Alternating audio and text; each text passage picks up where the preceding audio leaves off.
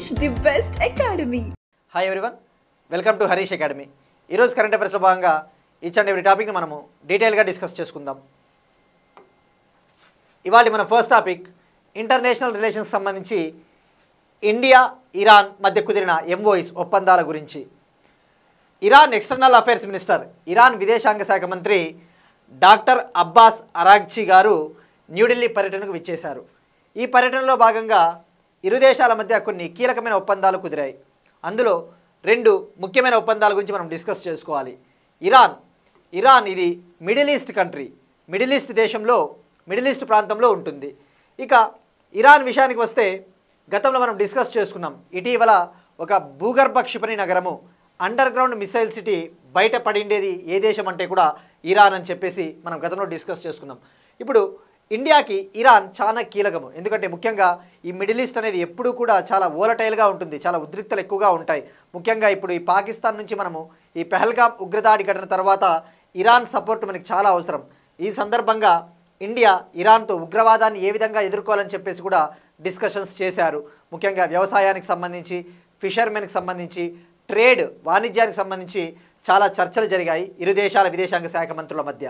అందులో రెండు ముఖ్యమైనవి, ఒక ఎంఓయూ వచ్చేసి కస్టమ్స్ కోఆపరేషన్కి సంబంధించి, కస్టమ్స్ కోఆపరేషన్ అంటే ఇది ట్రేడ్కి సంబంధించి, కస్టమ్స్ శాఖలకు సంబంధించి అని చెప్పవచ్చు. అలానే మరొక ఎంఓయూ మెడికల్ ప్రోడక్ట్స్ రెగ్యులేషన్కి సంబంధించి, అంటే మెడికల్ ప్రోడక్ట్స్ ఫర్ ఎగ్జాంపుల్ ఏవైనా మెడికల్ డివైజెస్ ఉంటాయి కదా, వాటిని నియంత్రించడానికి సంబంధించి ఒక ఎంఓయూ కుదిరింది. ఈ ఒప్పందాలు 20th India Iran joint commission meeting జరిగింది. 20వ India Iran joint commission meeting న్యూఢిల్లీలో జరిగింది. ఈ సందర్భంగా రెండు ఒప్పందాలు కుదిరాయి. ఇక్కడ మనం ఫోకస్ చేయాల్సింది ఇరాన్ అంటే ఇంకొక పాయింట్ కూడా తెలుసుకోవాలి. ఆల్రెడీ ఇరాన్ న్యూక్లియర్ టాక్స్కి సంబంధించి అమెరికాకి ఇరాన్కి మధ్య మొదలవ్వాల్సిన 4వ రౌండ్ న్యూక్లియర్ టాక్స్ యాక్చువల్లీ మే 3వ తారీఖున రోమ్లో జరగాల్సింది, ఇటలీలోని రోమ్ నగరంలో జరగాల్సి ఉంది. ఒమన్ దానికి మీడియేటర్గా, ఒమన్ కంట్రీ మధ్యవర్తిత్వం వహిస్తూ ఉంది. అయితే ఆ టాక్స్ ఇరాన్కి అమెరికాకి మధ్య చర్చలు నిలిచిపోయాయి. మనకి ఎగ్జామ్లో ఎలా అడుగుతారంటే ఈ ఎంఓయూలతో పాటు ఇంకొక కాంటెక్స్ట్లో ఇటీవల ఇరాన్కి యుఎస్ఏకి న్యూక్లియర్ టాక్స్ ఎవరి మధ్యవర్తిత్వాన్ని జరిగాయి అంటే ఒమన్ కంట్రీ అని చెప్పేసి గుర్తుపెట్టుకోవాలి. ఈ వీకెండ్న ఒమన్లో మళ్ళీ ఆ రౌండ్ టాక్స్ జరగబోతున్నాయని చెప్పేసి కూడా వార్తలు వస్తూ ఉన్నాయి. ఇది ఇండియాకి ఇరాన్కి సంబంధించి relations. Next one, again south east country అయిన వియత్నాంతో ఇండియన్ గవర్నమెంట్ ఒక ఎంఓయూ కుదుర్చుకునింది. కల్చరల్ కోఆపరేషన్కి సంబంధించి బౌద్ధ సంబంధాలను బలోపేతం చేయడానికి, టు స్ట్రెంగ్థెన్ బుద్ధిస్ట్ రిలేషన్స్ అనమాట. వియత్నాం అనేది ఎక్కువగా బుద్ధిస్ట్ మతాన్ని ఫాలో అయ్యే కంట్రీ. దీనికి సంబంధించి ఇరు దేశాల మధ్య ఒక ఒప్పందము న్యూఢిల్లీలో కుదిరింది. ఈ ఒప్పందము ఇంటర్నేషనల్ బుద్ధిస్ట్ ఫెడరేషన్ మరియు నేషనల్ వియత్నాం బుద్ధిస్ట్ సంఘ మధ్య కుదిరింది. ఇక్కడ ఇంటర్నేషనల్ బుద్ధిస్ట్ ఫెడరేషన్ అనేది ఇది న్యూఢిల్లీ కేంద్రంగా పనిచేసే ఒక అంతర్జాతీయ సంస్థ అని చెప్పవచ్చు. న్యూఢిల్లీ కేంద్రంగా పనిచేస్తుంది. ఇది ప్రపంచంలో ఉన్న బుద్ధిస్ట్ దేశాలన్నింటినీ కూడా ఒక చోటకు చేర్చి రిలేషన్స్ని ఇంప్రూవ్ చేయడానికి ప్రయత్నిస్తుంది అనమాట. సో ఇది ఇండియాకి వియత్నాంకి మధ్య కుదిరిన ఒప్పందం. Next one, యుఎస్ఏస్ golden dome plan అంటే ఏంటి? ఫస్ట్ ఆఫ్ ఆల్, ఇజ్రాయెల్ వాళ్ళు ఐరన్ డూమ్ అనే ఒక వ్యవస్థని ఫాలో అవుతూ ఉన్నారు. మిలిటరీ రక్షణకు సంబంధించి ఒక డిఫెన్స్ ప్లాన్. భారతదేశం ఏ విధంగా అయితే బ్యాలిస్టిక్ మిసైల్ డిఫెన్స్ సిస్టమ్ ఏ విధంగా ఫాలో అవుతూ ఉన్నామో, ఫర్ ఎగ్జాంపుల్ ప్రత్యర్థి దేశాలకు చెందిన మిసైల్స్ని, అడ్వాన్స్డ్ బ్యాలిస్టిక్ మిసైల్స్ని నాశనం చేయాలంటే మనం బ్యాలిస్టిక్ మిసైల్స్ డిఫెన్స్ సిస్టమ్ ఎలా ఫాలో అవుతూ ఉన్నామో, ఇజ్రాయెల్ వాళ్ళు కూడా ఐరన్ డూమ్ సిస్టమ్ని ఫాలో అవుతూ ఉన్నారనమాట. ఇప్పుడు యుఎస్ఏ వాళ్ళు కూడా ఒక రకమైన డిఫెన్స్ రక్షణ ప్లాన్, గోల్డెన్ డూమ్ ప్లాన్ని అమలు చేయబోతూ ఉన్నారు. అయితే ఇది ఐరన్ డూమ్ కంటే కూడా చాలా అడ్వాన్స్డ్, చాలా అత్యాధునికమైనదని చెప్పవచ్చు. దీనికి కారణము ఇది స్పేస్ బేస్డ్ అనమాట. స్పేస్ బేస్డ్ అంటే అంతరిక్షంలోని లోయర్ ఆర్బిట్లో, స్పేస్లోని తక్కువ భూకక్షలో కొన్ని వందల వేల శాటిలైట్లని మోహరింపజేసి, శాటిలైట్లని డిప్లాయ్ చేసి, ఆ శాటిలైట్ల ద్వారా విదేశాలకు చెందిన, శత్రు దేశాలకు చెందిన క్షిపణుల్ని నాశనం చేయవచ్చు. ఈ గోల్డెన్ డూమ్ మిలిటరీ ప్లాన్లో డైరెక్టెడ్ ఎనర్జీ వెపన్స్ను కూడా వాడతారనమాట. డైరెక్టెడ్ ఎనర్జీ వెపన్స్ అంటే లేజర్ బీమ్స్ని ఉపయోగించి భౌతికంగా దాడి చేయాల్సిన అవసరం ఉండదు. ఆ కిరణాలను ఉపయోగించి నాశనం చేయవచ్చు ఈ గోల్డెన్ డూమ్ ప్లాన్ ద్వారా. అయితే ఇక్కడ ఈ ప్లాన్కి సంబంధించి బడ్జెట్ వచ్చేసి సుమారుగా 2.5 ట్రిలియన్తో వీళ్ళు నిర్మిస్తూ ఉన్నారు అమెరికా వాళ్ళు, 2.5 ట్రిలియన్. అయితే ఈ సిస్టమ్ పైన చైనా, రష్యా చాలా ఆందోళనలు వ్యక్తం చేస్తూ ఉన్నాయి. ఇవాళ మే 9th రష్యాలో విక్టరీ డే పరేడ్స్ జరుగుతూ ఉన్నాయి. మే 9th విక్టరీ డే పరేడ్స్. ఈ రెండవ ప్రపంచ యుద్ధంలో నాజీ జర్మనీని ఓడించి ఆ విజయానికి గుర్తుగా ఇవాళ జరుగుతూ ఉన్నాయి 80వ విక్టరీ డే పరేడ్స్. అందులో పాల్గొనడానికి చైనీస్ ప్రెసిడెంట్ జిన్పింగ్ గారు అటెండ్ అయ్యారు. అక్కడ వీళ్ళు ఈ గోల్డెన్ డూమ్ని విమర్శించారు. ఇది చైనాని, రష్యాని కంట్రోల్ చేయడానికి, నిలువరించడానికి అని చెప్పేసి విమర్శించడం జరిగింది. ఇది గోల్డెన్ డూమ్ ప్లాన్ గురించి. నెక్స్ట్ వన్, సింగపూర్ మరియు యూరోపియన్ యూనియన్ మధ్య కుదిరిన డిజిటల్ ట్రేడ్ అగ్రిమెంట్. మనం ఇటీవల డిస్కస్ చేసుకున్నాం. ఇండియాకి యూకేకి మధ్య ఒక ఫ్రీ ట్రేడ్ అగ్రిమెంట్, స్వేచ్ఛా వాణిజ్య ఒప్పందం కుదిరింది. తద్వారా ఇరు దేశాల మధ్య వాణిజ్యము 2030 కల్లా $120 బిలియన్ చేరుకుంటుందని చెప్పేసి తెలుసుకున్నాం. ఇప్పుడు ప్రపంచ దేశాలన్నీ కూడా డిజిటల్ ట్రేడ్కి సంబంధించి, అంటే డిజిటల్ ట్రేడ్ అంటే ఈ కామర్స్ సేవలు, ఇన్ఫర్మేషన్ టెక్నాలజీ సేవలు, ఇవన్నీ కూడా ఇందులోకి వస్తాయి. ఇప్పుడు సింగపూర్కి, యూయూకి ఈ ఒప్పందం కుదరడం ద్వారా ఇక డిజిటల్ సేవలు ఎటువంటి అంతరాయం లేకుండా ఈ రెండు దేశాల మధ్య ఎక్స్చేంజ్ అవుతాయి, వాళ్ళ ఎకానమీలు డెవలప్ అవుతాయి అన్నమాట. ఇక్కడ మనం ఫోకస్ చేయాల్సింది ఈ డిజిటల్ ట్రేడ్ అగ్రిమెంట్ కంటే ముందే యూరోపియన్ యూనియన్కి, సింగపూర్కి ఆల్రెడీ 2019లో ఫ్రీ ట్రేడ్ అగ్రిమెంట్ కుదిరింది, స్వేచ్ఛా వాణిజ్య ఒప్పందం. ఇక ఇండియా విషయానికి వస్తే ఇటీవల మనకి యూకేతో ఫ్రీ ట్రేడ్ అగ్రిమెంట్ కుదిరింది, కానీ మనకి యూరోపియన్ యూనియన్తో ఇంకా ఫ్రీ ట్రేడ్ అగ్రిమెంట్ లేదు. అది గుర్తుపెట్టుకోండి. ఎగ్జామ్లో ఎలా అడుగుతా అంటే కింది వాటిలో భారతదేశం ఏ ఏ దేశాలతో స్వేచ్ఛా వాణిజ్య ఒప్పందం కలిగి ఉంది అని చెప్పేసి అడుగుతాడు. సో యూరోపియన్ యూనియన్తో మనకి ఇంకా స్వేచ్ఛా వాణిజ్య ఒప్పందం కుదరలేదు, చర్చలు జరుగుతూ ఉన్నాయి. ఇక సింగపూర్ విషయానికి వస్తే ఇటీవలే ఎలక్షన్స్ జరిగాయి. అక్కడ లారెన్స్ వాంగ్ గారు తిరిగి అధికార పీపుల్స్ యాక్షన్ పార్టీకి చెందిన లారెన్స్ వాంగ్ గారు తిరిగి ఎన్నికయ్యారని చెప్పేసి మనం తెలుసుకున్నాం. ఇక యూరోపియన్ యూనియన్ విషయానికి వస్తే ఇందులో యూరోపియన్ కమిషన్ అనేది కూడా ఒకటి ఉంటుంది. యూరోపియన్ యూనియన్ కార్యకలాపాలను ఎగ్జిక్యూట్ చేయడానికి ఒక ఎగ్జిక్యూటివ్ బాడీ ఉంటుంది, అదే యూరోపియన్ కమిషన్. దానికి ప్రెసిడెంటు ఉర్సులా వాండర్ లయన్ అనే ఉమెన్, ఉర్సులా వాండర్ లేయన్ అనే ఒక మహిళ యూరోపియన్ యూనియన్ కమిషన్ ప్రెసిడెంట్. ఇక యూరోపియన్ యూనియన్ విషయానికి వస్తే 27 కంట్రీలు ఉంటాయి. అది గుర్తుపెట్టుకోండి, 27 కంట్రీస్, ఇది గుర్తుపెట్టుకుంటే సరిపోద్ది. ఇక ఈ ట్రేడ్ అగ్రిమెంట్స్ విషయానికి వస్తే ఈ డిజిటల్ ట్రేడ్ ద్వారా యూరోపియన్ యూనియన్కి ఎంత లాభం చేకూరబోతా ఉందంటే, ప్రజెంట్ ప్రపంచవ్యాప్తంగా 60% ఆఫ్ ద గ్లోబల్ జీడిపి, 60% ప్రపంచ జీడిపి డిజిటల్ ట్రాన్సాక్షన్స్ వల్లే జరుగుతూ ఉందన్నమాట. అంత ప్రాముఖ్యత ఉంది. అలానే యూరోపియన్ యూనియన్ ఎక్స్పోర్ట్ చేసే సర్వీసెస్లో, ఎగుమతి చేసే సేవలలో 48% డిజిటల్ సేవలే, అంత ప్రాముఖ్యత ఉంది. World's largest exporter of services అని చెప్పవచ్చు. World's largest exporter of digital services European union అని చెప్పవచ్చు. ఇక ఇలాంటి ట్రేడ్ అగ్రిమెంట్సే నిన్ననే యుఎస్ఏకి, యూకేకి కూడా ఒక బ్రేక్ త్రూ ట్రేడ్ అగ్రిమెంట్ కుదిరిందనమాట ఇరు దేశాల మధ్య.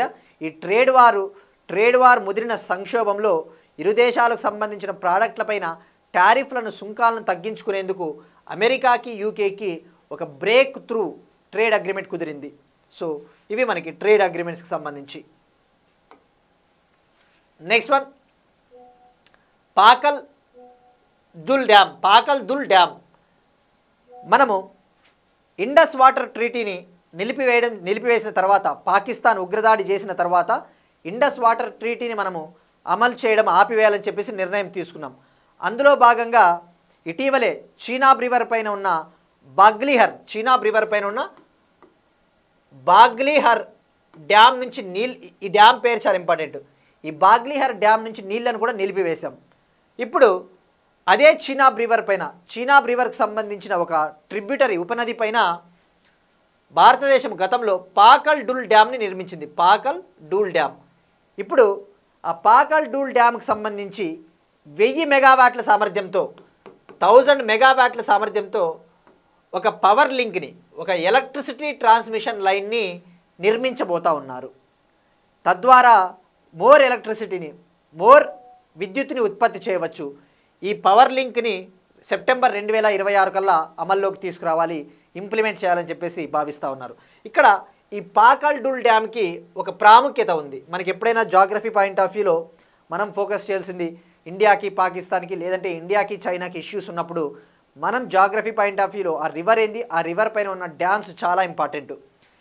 ఈ పాకల్ డూల్ డ్యామ్కి చాలా ప్రాముఖ్యత ఉంది. ఎందుకంటే ఇది ఇండస్ రివర్కి సంబంధించిన నదులపైన, ఇప్పుడు ఇండస్ రివర్కి సంబంధించి 5 నదులు ఉంటాయి: బియాస్, రావి, సట్లజ్, జీలం, చీనాబ్. ఈ 5 రివర్లకు సంబంధించి బిగ్గెస్ట్ డ్యామ్ అనమాట. ఇప్పటి వరకు ఇండస్ రివర్కి సంబంధించిన ఏ నది పైన కూడా అంత పెద్ద డ్యాము నిర్మాణం జరగలేదు. సో ఇది బిగ్గెస్ట్ డ్యామ్ అని గుర్తుపెట్టుకుంటే సరిపోతుంది. పాకల్ డూల్ డ్యామ్ జమ్మూ కాశ్మీర్లో ఉంటుంది. ఇది జమ్మూ కాశ్మీర్. సో బాగ్లిహర్ డ్యామ్ కూడా చీనాబ్ రివర్ పైన ఉంది. ఇక Indus water treaty world bank మీడియేషన్తో ఇది ఏర్పాటైంది 1960లో. We discussed everything. ఇప్పుడు ఒక క్వశ్చన్ చూద్దాం. మనము ఇటీవల స్పేడెక్స్ మిషన్ గురించి డిస్కస్ చేసుకునేటప్పుడు డాగ్ ఫైట్ విన్యాసం గురించి తెలుసుకున్నాం. స్పేడెక్స్లో డాకింగ్ ఉంటుంది, అనుసంధానము, అన్డాకింగ్, విడదీయడం అని చెప్పేసి మనం తెలుసుకున్నాం. అలానే డాగ్ ఫైట్ అనే విన్యాసం కూడా తెలుసుకున్నాం. అంటే శత్రు దేశాలకు చెందిన క్షిపణుల్ని స్పేస్ నుంచే నాశనం చేసేలా ఈ చేజరు, టార్గెట్ అనే 2 శాటిలైట్లను ఉపయోగించి డాగ్ ఫైట్ విన్యాసాన్ని విజయవంతంగా పూర్తి చేశామని చెప్పేసి తెలుసుకున్నాం. తొలుత ఈ డాగ్ ఫైట్ విన్యాసాన్ని ఈ సంవత్సరము చైనా ప్రయోగించింది, ఇప్పుడు భారత్ కూడా ప్రయోగించిందని చెప్పేసి తెలుసుకున్నాం. దానికి సంబంధించి స్పేడెక్స్ మిషన్ను ఏ పిఎస్ఎల్వి రాకెట్ ద్వారా అంతరిక్షంలోకి ప్రయోగించారు? Option A PSLV C-57, option B PSLV C-58, option C PSLV C-60, option D PSLV C-61. అలానే ఇంకొక క్వశ్చన్, ఆ చేజరు, టార్గెట్ అనే 2 శాటిలైట్లను వాడాం. వాటి బరువు ఎంత, ఒక్కొక్క దాని బరువు ఎంత, అది మెన్షన్ చేయండి. అలానే ఇంకొకటి, స్పేడెక్స్ మిషన్లో ఎన్ని పేలోడ్లను ప్రయోగించారు? మనం ప్రీవియస్ క్లాసెస్లో స్పేడెక్స్ మిషన్ గురించి చెప్పినప్పుడు తెలుసుకున్నాం. ఓవరాల్గా ఎన్ని పేలోడ్స్ పంపించారు? ఓవరాల్గా మనము ఎకానమీ రిలేటెడ్ ఇవన్నీ చూస్తూ ఉన్నాం. సో S&T రిలేటెడ్ కరెంట్ అఫైర్ని కూడా ట్రై చేయండి. ఇక నిన్నటి క్వశ్చన్కి వస్తే మనం నిన్న ఇంటర్పోల్ గురించి అడిగాం. World's largest criminal police organisation, ప్రపంచంలోనే అతిపెద్ద క్రిమినల్ పోలీస్ సంస్థ ఇంటర్పోల్. ఇంటర్పోల్లో ప్రెజెంట్ మెంబర్ కంట్రీసు 196 ఉన్నాయి. ఇందులో ఇండియా కూడా member. Headquarters Lyon, France. ఇక ఇంటర్పోల్ ఎన్ని నోటీసెస్ జారీ చేస్తుందని అడిగాం. ఇది 8 నోటీసులు, అందులో 7 కలర్ నోటీసులు, 1 స్పెషల్ నోటీస్ ఉంటుంది. 7 కలర్ నోటీసులు, 1 special notice. Interpol UN security council special notice అని ఉంటుంది. ఇక కలర్ నోటీసుల విషయానికి వస్తే red notice, yellow notice, blue notice, black notice, green notice, orange notice, purple notice. Red notice చాలా ఇంపార్టెంట్. ఇటీవలే బంగ్లాదేశ్ మాజీ ప్రధాని షేక్ హసీనాని అరెస్ట్ చేయాల్సిందిగా రెడ్ కార్నర్ నోటీస్ జారీ చేయాలని చెప్పేసి బంగ్లాదేశ్ ప్రభుత్వం అడిగింది. సో రెడ్ కార్నర్ నోటీస్ చాలా ఇంపార్టెంట్. వాంటెడ్ పర్సన్స్ కోసం ఇది జారీ చేస్తారు, ఎవరినైనా అరెస్ట్ చేయాలి అనుకుంటే. Next one, state specific. Telangana ప్రభుత్వము హైడ్రాకు సంబంధించిన ఫస్ట్ పోలీస్ స్టేషన్ని లాంచ్ చేశారు, ప్రారంభించారు హైదరాబాద్లోని బుద్ధ భవన్ వద్ద. హైడ్రా అంటే ఏంటి? అబ్రివేషన్ చాలా ఇంపార్టెంట్. డైరెక్ట్గా అడుగుతాడు హైడ్రా అబ్రివేషన్ ఏదని చెప్పేసి. Hyderabad disaster response and assets protection agency. జనరల్గా హైడ్రా ముఖ్య విధులు ఆక్రమణలు, చెరువులు, పాండ్లు, అక్రమ కట్టడాలని కూల్చివేయడము, వాటిని అక్రమ కట్టడాలు లేకుండా చూడడమే హైడ్రా పని. ఇప్పుడు హైడ్రాకు సంబంధించి ఫస్ట్ పోలీస్ స్టేషన్ని లాంచ్ చేయడం ద్వారా ఇక నుంచి ఏం చేయబోతా ఉన్నారంటే public properties, public buildings, lakes, ponds, సరస్సులు అటువంటి వాటిని ఎవరూ కూడా ఆక్రమించుకోకుండా ఇల్లీగల్గా ఎన్క్రోచ్మెంట్ చేయకోకుండా ఇది పోలీస్ కేసుల్ని విచారిస్తుందన్నమాట. సో ఇది పోలీస్ స్టేషన్. ఇక దీనికోసము 80 వెహికల్స్ను కూడా కొనుగోలు చేసింది తెలంగాణ ప్రభుత్వం. ఇక హైడ్రా లోగో ఇటీవలే మనం డిస్కస్ చేసుకున్నాం. హైడ్రా లోగో హెచ్ షేప్లో ఉంటుంది, పైన వాటర్ సింబల్ రూపంలో ఒకటి ఉంటుందని చెప్పేసి ఇక్కడ హైడ్రా ఉంటుందని కూడా మనం డిస్కస్ చేసుకున్నాం. హైడ్రా కొత్త లోగో హెచ్ షేప్.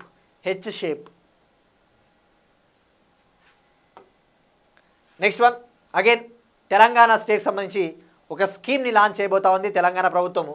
మే 18న ఇందిరా సౌరగిరి జల వికాస్ పథకం, ఇందిరా సోలార్ వాటర్ డెవలప్మెంట్ స్కీమ్ని మే 18న నాగర్ కర్నూలు జిల్లాలోని అచ్చంపేట నియోజకవర్గంలోని మన్ననూరు ప్రాంతంలో దీన్ని తెలంగాణ చీఫ్ మినిస్టర్ శ్రీ రేవంత్ రెడ్డి గారు ప్రారంభించబోతా ఉన్నారు. ఇక్కడ ఈ స్కీమ్ గురించి తెలుసుకోవాలి.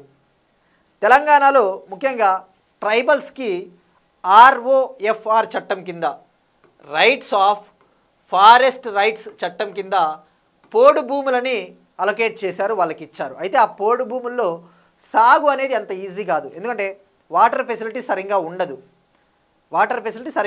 సో ఇప్పుడు ఈ ROFR చట్టం కింద ఆ ట్రైబల్స్కి ల్యాండ్స్ ఇచ్చి ఉంటారు కదా, ఆ ల్యాండ్స్లో తెలంగాణ ప్రభుత్వము ఈ పథకం ద్వారా బోర్లు వేయడము, ఫస్ట్ ఆ భూముల్లో జలవనరులు ఏ స్థాయిలో ఉన్నాయి, వాటర్ రిసోర్సెస్ ఏ స్థాయిలో ఉన్నాయని చెప్పేసి జియోలాజికల్ సర్వే చేసి బోర్లు వేసి డ్రిప్ ఇరిగేషను, సోలార్ పంప్ సెట్లను ఏర్పాటు చేసి ఆ పోడు భూములని సాగులోకి తీసుకొని వస్తారు. ఇది ఈ పథకం ముఖ్య ఉద్దేశం. తద్వారా ట్రైబల్ ఫార్మర్స్కి లబ్ధి చేకూర్చబోతూ ఉంది ఈ పథకం ద్వారా. దీనికోసం 12,600 కోట్లు కేటాయించారు, 12,600 crore.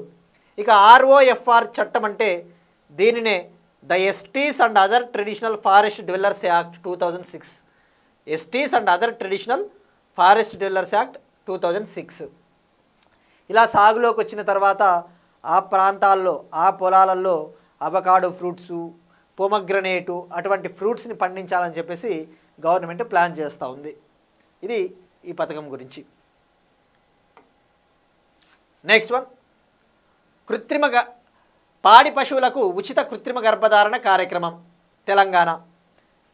కేంద్ర ప్రభుత్వము తెలంగాణలోని పాడి పశువులకు ఉచితంగా కృత్రిమ గర్భధారణ కార్యక్రమాన్ని ఇవాల్టి నుంచి ప్రారంభించబోతా ఉన్నారు.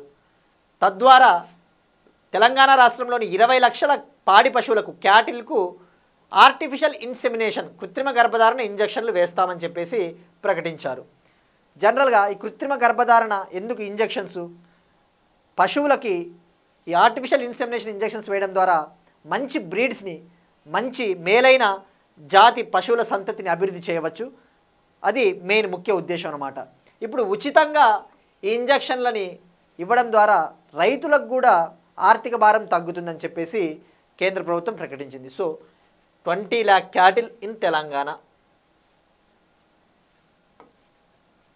నెక్స్ట్ వన్, ముంబైలో ఇల్లినాయిస్ టెక్ క్యాంపస్ ఇన్స్టిట్యూట్స్ ఎడ్యుకేషన్కి సంబంధించి, ఇల్లినాయిస్ ఇన్స్టిట్యూట్ ఆఫ్ టెక్నాలజీ అనేది అమెరికాలోని చికాగోకి చెందిన ఒక యూనివర్సిటీ అనమాట. ఇది హైదరాబాద్ ఇల్లినాయిస్ టెక్ క్యాంపస్ ముంబైలో క్యాంపస్ని ఏర్పాటు చేయడానికి ఆమోదం పొందింది. యూనివర్సిటీ గ్రాంట్స్ కమిషన్ నుంచి ఆమోదం పొందింది. సో దీనికి సంబంధించిన క్యాంపస్ను ముంబైలో ఏర్పాటు చేయబోతున్నారు. ఇక్కడ ఒక ప్రాముఖ్యత ఉంది. భారతదేశంలో తన తొలి క్యాంపస్ను ఏర్పాటు చేయబోతా ఉన్న ఒక ఫస్ట్ యూనివర్సిటీ అనమాట. ఇండియాలో క్యాంపస్ను ఏర్పాటు చేయబోతా ఉన్న first American university Illinois institute of technology. డైరెక్ట్గా fact oriented. Next one, BrahMos missile factory to be inaugurated in Lucknow on May 11th. Lucknow, Uttar Pradesh. BrahMos missile ఫ్యాక్టరీని లక్నోలో May 11th defence minister Rajnath Singh గారు ప్రారంభించబోతా ఉన్నారట. ఇక్కడ బ్రహ్మోస్ గురించి తెలుసుకునే ముందు ఫస్ట్ ఈ మిసైల్ ఫ్యాక్టరీ గురించి తెలుసుకోవాలి. ఈ మిసైల్ ఫ్యాక్టరీ కోసము 300 కోట్లు ఖర్చు చేయబోతా ఉన్నారు. 80 ఎకరాలలో దీన్ని ఏర్పాటు చేయబోతా ఉన్నారు. దీన్ని ఏర్పాటు చేయడం ద్వారా అంటే బ్రహ్మోస్ మిసైల్స్ని ఇక్కడ ఉత్పత్తి చేస్తారు. సుమారుగా సంవత్సరానికి 80 నుంచి 100 బ్రహ్మోస్ మిసైల్స్ని ప్రొడ్యూస్ చేయాలని చెప్పేసి టార్గెట్గా పెట్టుకున్నారు. ఇది actually defence industrial corridor programme. Prime minister Narendra Modi garu 2021లో యూపీకి ఒక డిఫెన్స్ ఇండస్ట్రియల్ కారిడార్ని ప్రకటించారు. ఇది ఉత్తరప్రదేశ్లోని 6 సిటీలని కనెక్ట్ చేస్తుంది. గుర్తుపెట్టుకోండి, యూపీలోని 6 సిటీలని కనెక్ట్ చేస్తుంది. ఆ ప్రాజెక్ట్లో భాగంగా ఈ ఫ్యాక్టరీని ఇప్పుడు ప్రారంభించబోతా ఉన్నారు. ఇక బ్రహ్మోస్ అనేది ఇండియాకి రష్యాకి మధ్య ఒక జాయింట్ వెంచర్. భారతదేశానికి సంబంధించి డిఆర్డిఓ, రష్యాకు చెందిన మషినోస్త్రో ఎనియా అనే కంపెనీ, మషినోస్త్రో ఎనియా అనే రష్యా కంపెనీ కలిసి ఈ మిసైల్స్ని ఉత్పత్తి చేయబోతా ఉన్నారు. ఈ రెండు సంస్థలు కలిసి బ్రహ్మోస్ ఏరోస్పేస్ కంపెనీగా, బ్రహ్మోస్ ఏరోస్పేస్ ప్రైవేట్ లిమిటెడ్గా ఏర్పాటయ్యాయి. ఇక బ్రహ్మోస్ మిసైల్ విషయానికి వస్తే, ఈ మిసైల్స్ ఈ మధ్యన వార్తలు ఎక్కువగా ఉన్నాయి. ముఖ్యంగా ఇండియా పాకిస్తాన్ ఘటన తర్వాత ప్రతి మిసైల్ గురించి మనకి ఐడియా ఉండాలి. రేపొద్దున ఏ మిసైల్ అన్నా అడగవచ్చు. ఇప్పుడు పాకిస్తాన్ పైన మనం దాడులు చేస్తూ ఉన్నాము ఆ ఉగ్రవాదాన్ని అంతమొందించడానికి. స్కాల్ప్ అనే యూరోపియన్ మిసైల్ సిస్టమ్ని మనం వాడుతూ ఉన్నాం, స్కాల్ప్ మిసైల్స్. సో ప్రతి మిసైల్ గురించి కూడా ఐడియా ఉండాలి. S-400 ట్రంప్ అనే ఎయిర్ డిఫెన్స్ సిస్టమ్ని రష్యా నుంచి మనము తెచ్చుకున్నాం. సో ప్రతి మిసైల్ గురించి ఐడియా ఉండాలి. ఇక బ్రహ్మోస్ మిసైల్ విషయానికి వస్తే, BrahMos super sonic cruise missile అని చెప్పవచ్చు. సూపర్ సోనిక్ క్రూయిజ్ మిసైల్ జనరల్గా 3 రకాలు ఉంటాయి: sub sonic, super sonic, hyper sonic. ఈ క్రూయిజ్ మిసైల్స్ ఏంటంటే తక్కువ ఆల్టిట్యూడ్లో ప్రయాణం చేస్తాయి, రేడార్ కంటికి అంత ఈజీగా చిక్కవు. క్రూయిజ్ మిసైల్స్ తక్కువ ఎత్తులో ప్రయాణిస్తాయి, రేడార్ కంటికి అంత ఈజీగా చిక్కవు. మరి సబ్ సోనిక్ అంటే స్పీడ్ ఆఫ్ ద సౌండ్ కంటే తక్కువ వేగంతో ప్రయాణిస్తాయన్నమాట. సబ్ సోనిక్ నిర్భయ్ మిసైల్ ఉంటుంది. సూపర్ సోనిక్ క్రూయిజ్ మిసైల్ అంటే ఇప్పుడు బ్రహ్మోస్, ఇది 2.8 మ్యాక్ స్పీడ్తో ప్రయాణం చేస్తాయి. 2.8 మ్యాక్. సౌండ్ వేగాన్ని మ్యాక్లలో కొలుస్తారు. మ్యాక్ అనే ఒక యూనిట్. సౌండ్ వేగం వచ్చేసి 1 మ్యాక్. అంటే 2.8 మ్యాక్ కంటే సౌండ్ ఆఫ్ ద స్పీడ్ కంటే కూడా ఎక్కువ వేగంతో ప్రయాణం చేస్తుంది బ్రహ్మోస్ మిసైల్, అది గుర్తుపెట్టుకోండి. ఇక హైపర్ సోనిక్ క్రూయిజ్ మిసైల్ని కూడా మనము అభివృద్ధి చేస్తూ ఉన్నాం, అది బ్రహ్మోస్ 2. గుర్తుపెట్టుకోండి, బ్రహ్మోస్ అయితే సూపర్ సోనిక్, బ్రహ్మోస్ 2 అయితే హైపర్ సోనిక్ క్రూయిజ్ మిసైల్. ఇది బేసిక్ ఇన్ఫర్మేషన్. ఇప్పుడు బ్రహ్మోస్ గురించి ఇంకొద్దిగా ఐడియా ఉండాలా. రేపు పొద్దున ఏ ఎగ్జామ్లో ఇక స్టేట్మెంట్స్ ఎక్కడ అడిగినా కూడా మనం ఈజీగా ఫైండ్ అవుట్ చేయొచ్చు ఆన్సర్ని. బ్రహ్మోస్ మిసైల్ రేంజ్ వచ్చేసి 290 కిలోమీటర్లు. గుర్తుపెట్టుకోండి, 290 కిలోమీటర్స్ దీని రేంజ్.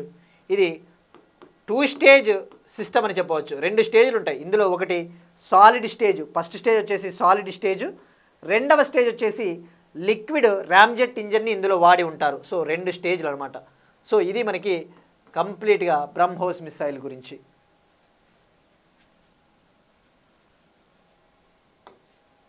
నెక్స్ట్ వన్, కేంద్రం యొక్క పుష్పక్ డ్రోన్ మిషన్కు నాయకత్వం వహించనున్న ఐఐటి బాంబే, ఐఐటీస్కి సంబంధించి కేంద్ర ప్రభుత్వము పుష్పక్ అనే ఒక డ్రోన్ టెక్నాలజీ మిషన్ని తీసుకొని వచ్చింది. దీన్నే national mission on drone technology అంటారు. ఈ పుష్పక్ మిషన్ ముఖ్య ఉద్దేశము భారతదేశంలో డ్రోన్లను స్వదేశీయంగా ఇండిజీనస్గా ప్రొడ్యూస్ చేయాలి, ఉత్పత్తి చేయాలి. అంటే డ్రోన్ సెక్టార్లో ఆత్మనిర్భరత, సెల్ఫ్ రిలయన్స్ని సాధించాలనేది ఈ పథకం, ఈ స్కీమ్ ముఖ్య ఉద్దేశం. దీన్ని మినిస్ట్రీ ఆఫ్ ఎలక్ట్రానిక్స్ లాంచ్ చేశారు. Ministry of electronics and information technology దీన్ని లాంచ్ చేసింది. దీనికి సుమారుగా 82.7 crore గ్రాంట్ని కేటాయించారు. 82.7 కోట్ల బడ్జెట్ గ్రాంట్ ఇన్ ఎయిడ్ని కేటాయించారు. ఇక్కడ మనం ఫోకస్ చేయాల్సింది, ఇప్పుడు దీనికి నాయకత్వం వహించబోతా ఉన్నది ఐఐటి బాంబే. అయితే ఐఐటి బాంబేతో పాటు ఈ పుష్పక్ మిషన్లో 7 ఇన్స్టిట్యూట్లు పాలు పంచుకుంటా ఉన్నాయి. ఐఐటి బాంబేతో పాటు ఓవరాల్గా 7 అకాడమిక్ సంస్థలు ఇందులో పాలు పంచుకుంటా ఉన్నాయి దీని అభివృద్ధిలో. ఇక్కడ సింపుల్గా ఒక షార్ట్కట్ చెప్తాను. పుష్పక్లో ఎన్ని లెటర్స్ ఉన్నాయి? PUSHPAK, 7 లెటర్లు ఉన్నాయి. కాబట్టి ఇది 7 ఇన్స్టిట్యూట్లు ఇందులో పాలు పంచుకుంటా ఉన్నాయి అని గుర్తుపెట్టుకుంటే సరిపోద్ది. ఒక్కొక్కసారి స్టేట్మెంట్స్లో అడగవచ్చు, పుష్పక్ మిషన్లో ఓవరాల్గా ఎన్ని ఇన్స్టిట్యూట్లు పాలు పంచుకుంటా ఉన్నాయని చెప్పేసి కూడా. నెక్స్ట్ వన్, చిప్ బేస్డ్ ఈ పాస్పోర్ట్స్. చిప్ ఆధారిత ఈ పాస్పోర్ట్లను భారత ప్రభుత్వము లాంచ్ చేసింది. అయితే జనరల్గా పాస్పోర్ట్స్ ఎక్కువగా డాక్యుమెంటేషన్ ప్రొసీజర్ ఎక్కువగా ఉంటుంది. మనం వాడే ఫిజికల్ పాస్పోర్ట్స్లో మన ఇన్ఫర్మేషన్ అంతా కూడా టైపింగ్ చేసి ఆ పాస్పోర్ట్స్లో ఉంటాయి. మన రెసిడెన్షియల్ అడ్రస్ కావచ్చు, మన పేరెంట్స్ నేమ్స్ అవన్నీ కూడా. అయితే ఏప్రిల్ 1, 2024 ఏప్రిల్ 1, 2024 భారత ప్రభుత్వము దీన్ని పైలట్ ప్రాజెక్ట్గా తీసుకొని వచ్చింది. ఇప్పుడు నేషన్ వైడ్ దీన్ని లాంచ్ చేయాలని చెప్పేసి ప్లాన్ చేస్తూ ఉంది. ఇక్కడ చిప్ ఆధారిత ఈ పాస్పోర్టు అడ్వాంటేజ్ ఏంటంటే, ఇక్కడ చూస్తే ఈ ఇమేజ్లో ఇక్కడ ఇదొక చిప్ అన్నమాట. RFID chip, RF radio frequency identification చిప్స్ని ఇందులో అమర్చి ఉంటారు. దీన్ని అమర్చడం ద్వారా ఇందులో మన బయోమెట్రిక్ ఇన్ఫర్మేషన్ని, మన డేటానంతా కూడా ఇందులో డిజిటల్గా స్టోర్ చేయవచ్చు. తద్వారా ఏమవుతుంది, ట్రావెలర్స్ ప్యాసింజర్ల యొక్క డేటా అనేది చాలా భద్రంగా ఉంటుంది. మనకి కూడా సెక్యూరిటీ పెరుగుతుందన్నమాట. ఈ డాక్యుమెంట్స్ని, ఈ పాస్పోర్ట్లని వేరే వాళ్ళు ఫోర్జరీ కూడా చేయలేరు అంత ఈజీగా. సో ఇది భారతదేశం ఇప్పుడు తీసుకొని వస్తూ ఉంది. ఆల్రెడీ యుఎస్ఏ, యూకే, జపాన్ లాంటి దేశాలు ఈ టెక్నాలజీని వాడుతూ ఉన్నాయి. ఇక పాస్పోర్ట్స్ రూల్స్ విషయానికి వస్తే 2025లో కొత్త పాస్పోర్ట్స్ రూల్స్ తీసుకొని వచ్చారు. మనం డిస్కస్ చేసుకున్నాం.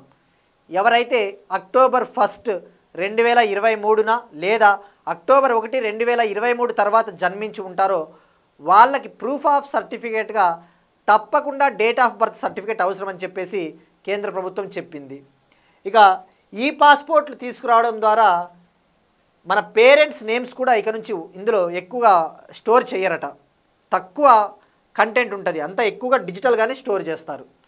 ఇక ఆల్రెడీ ఇండియాలో చెన్నై, హైదరాబాద్, జైపూర్, నాగపూర్, అమృత్సర్, గోవా, రాయ్పూర్, సూరత్, రాంచీ, భువనేశ్వర్, షిమ్లా, జమ్మూ ఎయిర్పోర్ట్లు ఈ పాస్పోర్ట్లని అందిస్తూ ఉన్నాయి. ఇది గురించి. సో ఇక్కడ గుర్తుపెట్టుకొస్తుంది ఆర్ఎఫ్ఐడి ట్యాగ్స్. నెక్స్ట్ వన్, 14వ పోప్గా అమెరికాకు చెందిన రాబర్ట్ ప్రివోస్ట్. ఇటీవల పోప్ గురించి తెలుసుకున్నాం.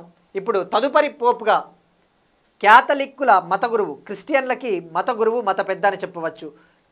సుమారుగా ప్రపంచవ్యాప్తంగా 140 కోట్ల మంది క్యాథలిక్లు ఉన్నారు. వాళ్ళకి మత పెద్దగా ఇప్పుడు ఈయన్ని ఎలక్ట్ చేసుకున్నారు. ఈయన అమెరికా నుంచి ఎన్నిక కాబడ్డ తొలి పోప్ అన్నమాట, రాబర్ట్ ప్రివోస్ట్. ఇప్పుడు ఈయన ఇక నుంచి పోప్ లియోగా పిలుస్తారు. పోప్ లియో 14గా ఈయన్ని పిలుస్తారు ఇక నుంచి. ఇక పోప్ ఎన్నిక విషయానికి వస్తే మనం డిస్కస్ చేసుకున్నట్టు గతంలో కార్డినల్స్ ఎన్నుకుంటారు. కార్డినల్స్ అంటే కూడా ఒక విధంగా చెప్పాలంటే మత గురువులు అని చెప్పవచ్చు. 133 మంది కార్డినల్స్ పోప్ని వాటికన్ సిటీలో ఎలక్ట్ చేసుకున్నారు. ఇక ఇక్కడ ఒక పాయింట్ ఉంటుంది, పోప్ని ఎన్నిక అయినట్టు ఎలా గుర్తిస్తారు, ఎలా ఆ ఎలక్షన్ పూర్తయింది అంటే, వాటికన్ సిటీలోని సిస్టిన్ చాపెల్ చర్చిలో ఒక పొగగొట్టం ఉంటుంది. ఆ పొగగొట్టం నుంచి తెల్లని పొగ బయటికి విడుదల చేస్తారు, వైట్ స్మోక్. ఆ వైట్ స్మోక్ బయటకు వచ్చింది అంటే దాని అర్థము పోప్ ఎన్నిక పూర్తయిందని అర్థం. సో ఇది పోప్ గురించి. That's it. These are today's current affairs. మనం ఒకసారి క్విక్గా రీక్యాప్ చూద్దాం.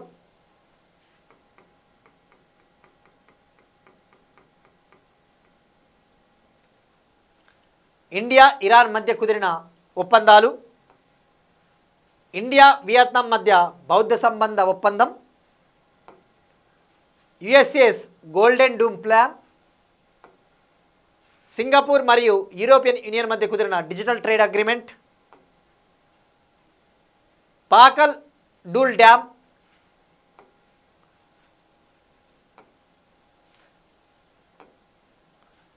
హైడ్రా తొలి పోలీస్ స్టేషన్, ఇందిరా సౌరగిరి జల వికాస్ పథకం, రాష్ట్రంలో పాడి పశువులకు ఉచిత కృత్రిమ గర్భధారణ కార్యక్రమం, ముంబైలో Illinois tech campus, BrahMos missile factory in Lucknow, Pushpak drone mission, chip based e passport, 14వ పోప్గా Robert Prevost. That's it. These are today's current affairs. ఈరోజు మనం అడిగిన క్వశ్చన్స్కి ట్రై చేయండి. మళ్ళీ రేపు డీటెయిల్డ్గా ఆన్సర్స్ ఇవాటి దాని గురించి తెలుసుకుందాం. స్పేడెక్స్ మిషన్ని ఇంకొకసారి రికాల్ చేద్దాం. That's it. Will meet you again tomorrow and thank you everyone.